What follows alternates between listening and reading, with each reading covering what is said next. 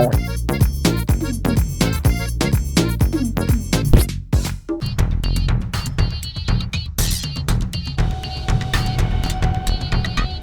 you guys, for today's video, let's make a grass block sharpener. But before we start, I want you guys to vote between an octopus, a narwhal, or a sea turtle. Just click the corner to put your vote in. Okay, so let's start. Grab a ball of polymer clay and flatten it down.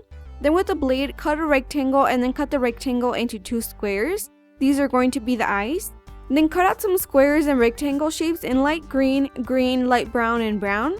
These are going to add detail to your block. Bake all of your cutouts for 15 minutes.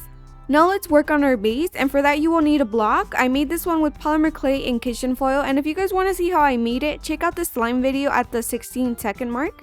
Wrap your block with some foil and press in the foil to make it flush with the block.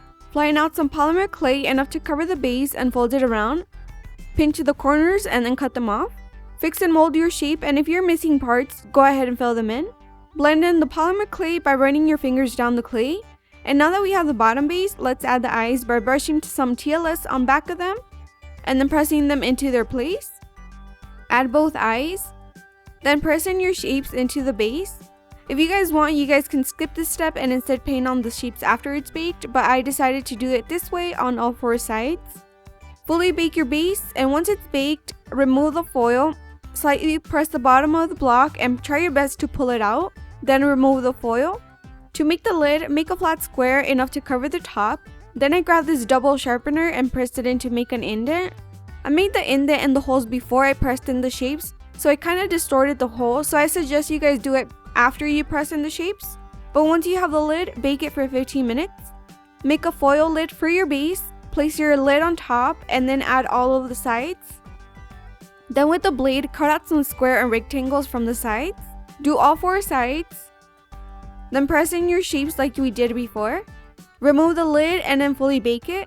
After it has cooled down, clean it with some nail polish remover to remove any lint or fingerprints. Fill in the eyes with some acrylic paint. Glaze your cube to make it look shiny. Then glue on your sharpener with your favorite strong glue. And we're done.